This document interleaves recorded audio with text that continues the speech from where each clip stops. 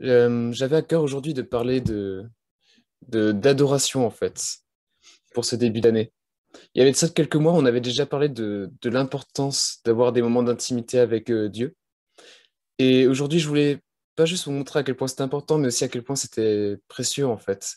À quel point ils peuvent toucher directement le cœur du Père.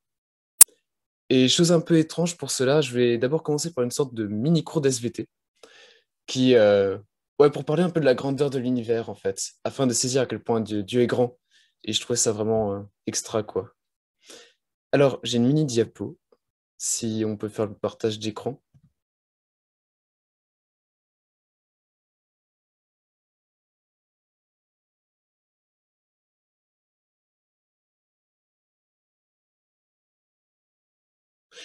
Donc, voilà, à propos du Dieu de l'univers et de l'adoration. Alors, je voulais vous montrer à quel point l'univers était grand.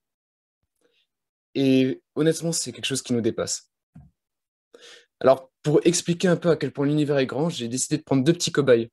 Un premier cobaye, c'est la sonde New Horizon, qui est une sonde qui a réellement été envoyée pour explorer certaines planètes du système solaire, et qui peut aller maximum à 49 000 km/h.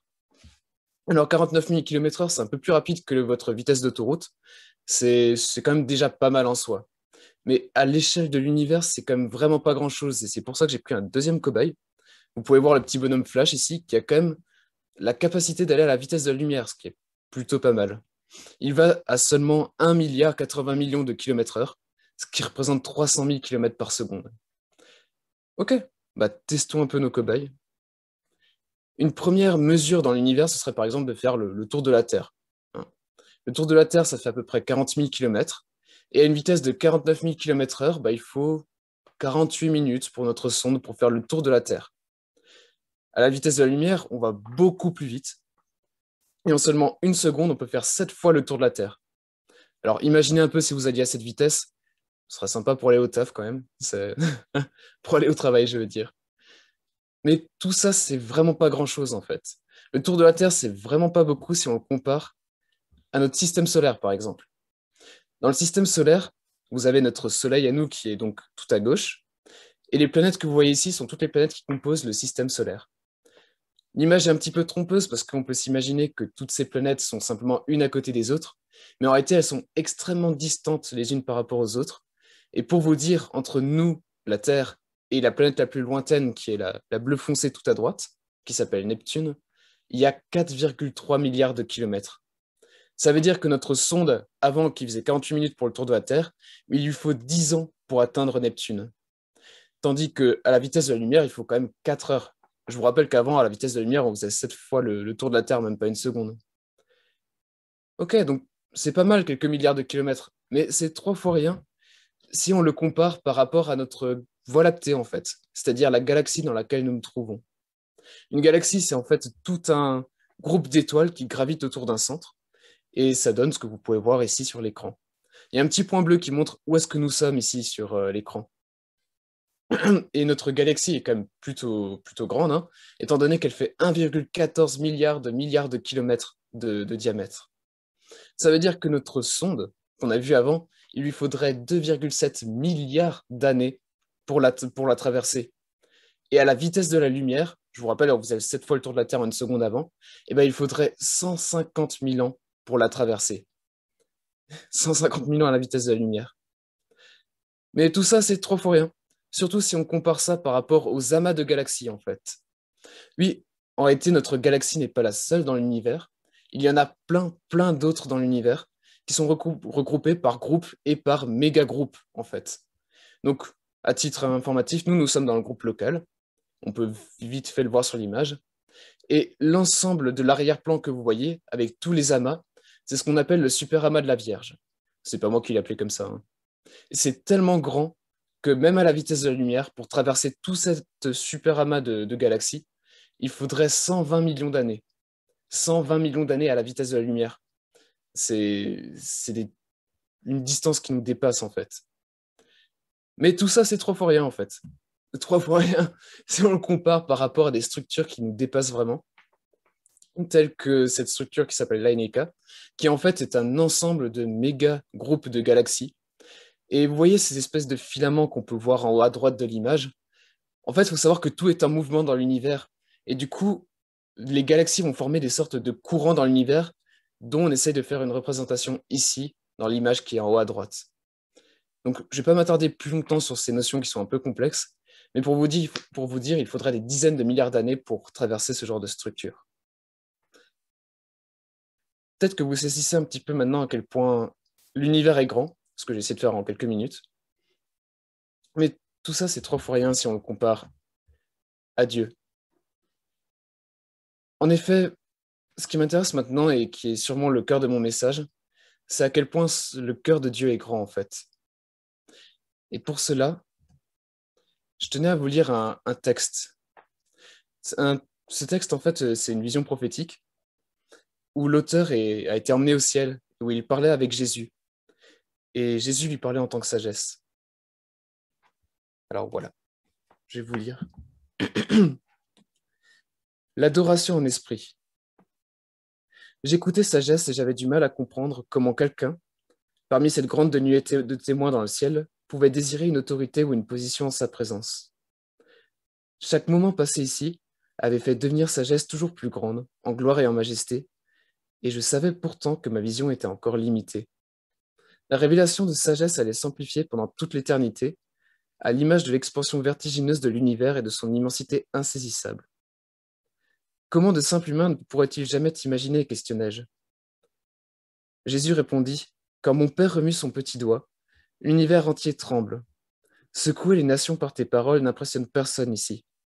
Mais quand le plus petit de mes frères sur terre montre de l'amour, cela met la joie dans le cœur de mon Père.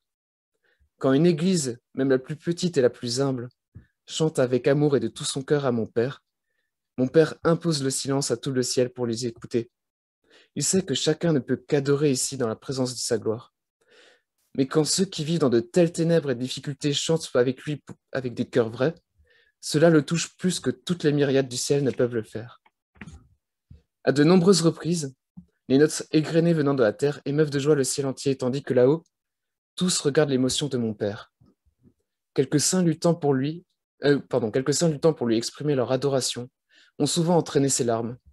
Chaque fois que je vois mes frères lui exprimer une vraie adoration, la douleur et le chagrin que j'ai connus sur la croix me semblent être un petit prix à payer. Rien ne m'apporte plus de joie que quand tu adores mon Père. Je suis allé à la croix pour que tu puisses l'adorer par moi. C'est dans cette adoration que toi, le Père et moi-même, nous sommes un. Malgré tout ce que j'avais expérimenté déjà, répondit l'auteur, l'émotion ressentie à ces paroles du Seigneur fut très grande. Il ne pleurait pas et ne riait pas non plus. Sa voix était ferme, mais ce qu'il me dit au sujet de l'adoration provenait du plus profond de son cœur, et me touchait plus que je ne pouvais le supporter. J'entendais l'expression de l'amour le plus profond du Fils de Dieu, voir la joie de son Père. La véritable adoration des chrétiens engagés dans la bataille et les combats pouvait provoquer la joie du Père, une joie unique. Pour la première fois, j'avais vraiment envie de quitter ce lieu, le ciel, malgré toute sa gloire, pour aller dans le plus morne service d'adoration sur terre. J'étais comblé par le fait de pouvoir réellement toucher le Père. Une seule personne en adoration sur terre pendant ces temps sombres signifiait plus pour le Père que des millions et des millions qu'il adorait dans le ciel. De la terre, nous pouvons toucher son cœur maintenant, comme nous ne pourrons jamais plus le faire à nouveau. J'étais tellement sidéré que je ne réalisais même pas que j'étais prostré sur le sol. Puis je sombrais dans un profond sommeil. Je vis le Père. Des millions et des millions de gens étaient présents devant lui. Sa gloire était si grande et la puissance de sa présence si impressionnante que la terre entière me semblait n'avoir même pas la taille d'un grain de sable devant lui. Une fois, j'ai entendu sa voix audible et je me suis senti comme un atome devant le soleil. Et quand je le vis, je sus que le soleil était comme un atome devant lui. Les galaxies étaient comme les rideaux autour de lui. Sa robe était composée de millions et de millions d'étoiles vivantes. Tout, dans sa présence, était vivant. Son trône, sa couronne, son sceptre. Je savais que je pourrais demeurer devant lui à toujours et ne jamais cesser de m'émerveiller, car il n'y avait pas de propos plus élevé dans l'univers que de l'adorer. Puis l'attention du Père parut se fixer. Le ciel entier sembla retenir son souffle et regarder. Le Père contemplait la croix. L'amour du Fils pour son Père, qu'il continuait à exprimer malgré toutes les douleurs et les ténèbres s'abattant sur lui, émut le Père si profondément qu'il commença à trembler. Quand il le fit, Le ciel et la terre tremblèrent. Quand le Père ferma les yeux, le ciel et la terre s'obscurcirent. L'émotion du Père fut si grande que je ne pensais ne pas pouvoir survivre plus d'un instant. Puis, je me trouvais dans un autre lieu, témoin d'un service d'adoration dans une petite église. Comme cela arrive quelquefois dans une expérience prophétique, il me semblait tout connaître de chacun dans cette petite salle délabrée. Tous passaient par de sévères épreuves, mais ici, ils ne pensaient même pas à eux. Ils ne priaient pas au sujet de leurs besoins. Ils essayaient tous de composer des chants de reconnaissance au Seigneur. Ils étaient heureux et leur joie était sincère. Je vis le ciel, et tout le ciel pleurait. Je vis alors à nouveau le Père et sus pourquoi le ciel pleurait. Tous pleuraient à cause des larmes dans les yeux du Père. Le petit groupe de chrétiens apparemment très éprouvés avait si profondément touché Dieu qu'il pleurait. Ce n'étaient pas des pleurs de tristesse, mais de joie. Quand je vis l'amour qu'ils ressentaient pour ces quelques adorateurs, je ne pus retenir mes propres larmes. Rien de ce que j'avais expérimenté ne me saisissait plus que cette scène. L'adoration du Seigneur m'était maintenant plus désirable que de demeurer dans toute la gloire du ciel. Je savais qu'il m'avait été donné un message qui serait une aide pour la préparation des saints en vue des ultimes batailles terrestres, mais maintenant, ce message m'importait moins que de transmettre la manière dont nous pouvons toucher le Père. La véritable adoration exprimée par le plus humble croyant sur terre peut réjouir tout le ciel, mais beaucoup plus que cela, elle émeut le Père. C'est pourquoi les anges prendraient plus volontiers la charge d'un simple croyant que l'autorité sur beaucoup de galaxies d'étoiles. Je vis Jésus debout près du Père. Il regardait la joie du Père qui observait la petite réunion de prière. Il se tourna vers moi et dit « Voilà pourquoi je suis allé à la croix. Si cela n'avait servi qu'à donner de la joie à mon Père, seulement un instant, cela en valait la peine. Ton adoration peut le réjouir chaque jour. Son adoration, au milieu des difficultés, le touche encore plus que toute l'adoration du ciel. Ici, là où sa gloire est visible, les anges ne peuvent qu'adorer.